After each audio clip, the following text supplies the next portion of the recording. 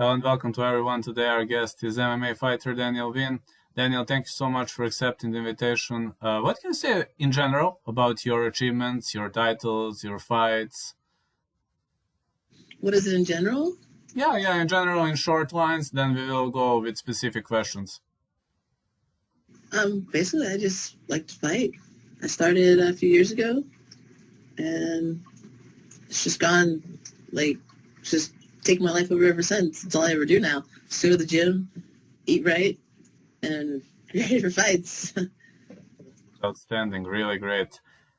When did you start training exactly, and which was your first martial art? I started training when I 2016, in 2016, beginning of 2017, around that time. And I like boxing a whole lot, actually. But it was just I couldn't really find anything. And then MMA kind of grew onto me. And I was like, okay, let's try this. And then I went to MMA gym, and I haven't looked back since. So you transitioned, right? You transitioned from different martial art to MMA. Yes, I went from boxing to straight MMA gym, doing Brazilian Jiu-Jitsu, kickboxing, Muay Thai, stuff like that. How would you, in your own words, describe your fighting style? I think I'm more of a stand-up striker type person, but I don't mind it going to the ground. But I'm completely fine with it staying on the feet too. That's how I started. Excellent. Who are your coaches and sparring partners? One of my coaches is Diego Lima, and the other one is Douglas Lima. There's Brantley Furr. We have several training partners. I can't even mention all of them. Wow. I have a lot. There's a lot of ladies. Of course, there's a lot of guys. But my main one is probably Ebony Weeks, whom I spar with a whole lot. I mainly spar with the males just because they're, there's just more of them. So, yeah.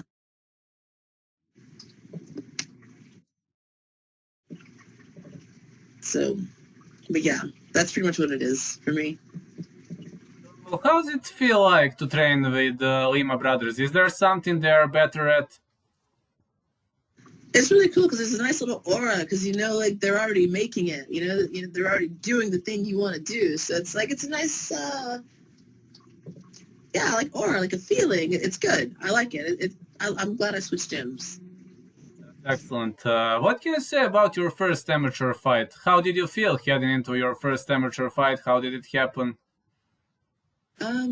Actually, I didn't really feel anything. I just kind of I didn't know what to expect. I just walked in there and I did my thing. I didn't do so well on the feet in my first fight, so I took it to the ground, and that's how I beat her. It was on the ground.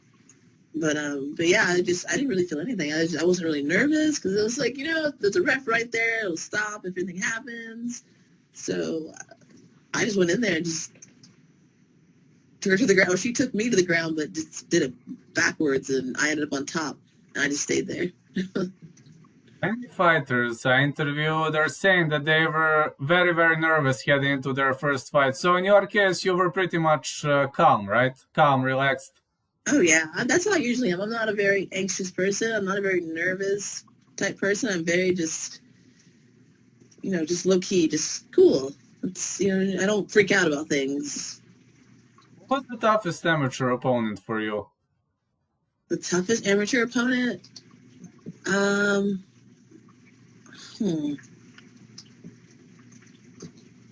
my amateur opponents were so different. And they were good in their own ways. I'd have to say the toughest would probably be Charles E. Maynard. I lost to her, but it's probably the toughest one. Yeah, you can say many fighters, no problem. You can say more than one if there were many tough fights. So go ahead, please. Okay, so Charles E. Maynard was one. And then one fight I had with Shea Holland, it was tough because I broke my arm in the fight. So that was tough. I broke it halfway in. But everything else was just pretty, I did the progression properly. I didn't start with somebody that was crazy good or had a crazy good, kickboxing background or anything. So everything was pretty level. So it wasn't like I was thrown to the wolves. So that was nice. About the broken arm, how much time did you need to recover from that injury? I was already training. I trained the week after I broke my arm, and I had the surgery 7 days after I broke my arm. and I was back out training with the cast on and everything. I have an internal cast, but they had to put the external one on for like a week or so. But I went back to training. I just used one arm. So what did coaches tell you about that? I mean, did your coaches agree that, or they were watching you like you were having 12 heads? Well, it was my other coaches, my other gym, and it was a little different. Like the training was a little different, so it was a little more manageable to do with one arm. But yeah, it was definitely. I wasn't rolling. I didn't grapple for probably 3 or 4 weeks, but I was still in striking class, and I just held my arm right to the side and just struck. Couldn't hold pads. I just did what I could. But yeah, they definitely had an eye on me though.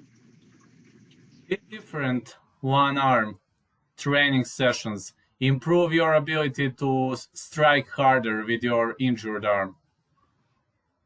Actually, it just kind of made me like narrow down and focus on certain things. Like I could focus on the jab. I could focus on the lead hook. I could focus on the lead uppercut. I could just focus solely on certain punches. And when you say boxing is you do the punches a thousand times. And that's pretty much what I did. That's all I really could do. Because the arm would, like when I would hit stuff, the arm would shake and you'd feel it. Like you feel the inside. It was gross. Luckily, I only broke this. This never, but this yes. And cast was like 2 months Oof. for this. Yeah, mine was internal. Well, mine's internal. Like, well, I don't keep it in forever, but yeah, 8 weeks, and it was pretty Like much. here, this. Yeah, I broke the radius. I broke the one that helps you turn. So I couldn't. I know radius. Do you have a favorite strike? No, I actually don't. I like the jab because there's just several different jabs. I mean, there's you can jump and jab. You can jab going backward, jab going forward. You can go to the side. I mean, there's just so many. I just like the jab, I guess. Like it starts off everything. Do you have a favorite submission? Kimura probably. It's my favorite submission. Kimura. But most of my fights have ever gone to the ground except for the previous one. So I've never really played on the ground. How does one day in your life look like? Basically, I just go to work. I work from home. I'm in my little office right here. I got my computers behind me. I don't know if you can see them. And I just go to work. Then I drive to the gym. My gym is an hour away right now. I'm going to fix that as soon as my lease is up here. But it's an hour away, so I literally just get off work, change my clothes, go to the gym, do my thing at the gym, go home, eat, go to bed, and do it all over again the next day. And Fridays are generally my days off. Fridays and Sundays. I tend to take it down a little bit, but yeah, it's pretty much my everyday. I at least have a 2-hour drive every day. What can you say about your first professional fight against Bellamir? That I totally gassed out. I got injured right before the fight, and I just totally gassed out. It is what it is. Not taking anything away from her. She's a great wrestler. Like she kept me on the ground pretty well, and but I do think the ring had a lot to do with it. Because I didn't really practice getting up in a ring. I practiced getting up in a cage. So, but it happens. I'd be happy to fight for Icon again in a ring. So are you slated to fight Bridget Chase right now? Yes. So how does how's training going now? I mean, are you training more right now? Are you working on your weak spots like cardio? Or... Yes, I'm always working on cardio, of course. Always now, even in my downtime. But I'm just in the gym training, just getting the hours in, getting the work in, getting like good partners, getting some sparring in, some drill, lots of drilling, of course, lots and lots of drilling, grappling, just kind of upping the upping the ante a little bit, so I make sure I don't gas out. Make a comparison between striking cardio and grappling cardio. Which one is harder for you? Mm-hmm. It depends. If I'm grappling and I'm on top, I'm okay. If I'm grappling on the bottom, I would say the grappling on the bottom cardio is probably worse than striking. And striking, you can just, I mean, I don't know. It's just so streamless. You just do it. Like, I don't know. In striking, you can retreat and stay away from the fight, but when you're on the bottom, you can't stay away. You're in it to win it or lose it, however you want to look at it. What are your plans for the future? I mean, you have a fight slated, but after that fight, what could be next for you? What do you think? The next, I want to find a 125 fight. I'm a flyweight fighter. I keep getting 135ers, bantamweights, and I want to find a flyweight. That's the dream, because I mean that's where I wanted to fight. Before I turned pro, I did my last 2 fights at 125, and I won, like unanimous decision, like. And I just went back to 125. But How 135 hard? is Yeah, go ahead. and I said, but 130 is okay too, though. It just, if I want to go far with this, and I think I'd be better off at 125. How hard it is for you to cut to 125? It's actually not that bad. It just takes dieting. I don't even really have to use a sauna or anything. I just eat less and watch what I eat. I mean, it's calories in, calories out. I have an awesome, well, now I have an awesome dietitian, Ellie Wagman. She fights as well. She's doing a meal plan for me for this particular fight camp, and I'll probably have her do my future ones as well. But it's really not, it's not really that bad, because I don't do the whole water diet thing. I actually like diet to get down. I don't sit there and force myself into misery a week before the fight. So it's not bad. Do you have a favorite quote? Do I have a favorite quote? Yeah. Okay. I heard this a long time ago. I actually used it in one of my fights, in one of my King of the Cage fights. It said, in order to succeed, others must fail, which is totally what happens in our sport. You know, one of us has to lose. So that became my favorite.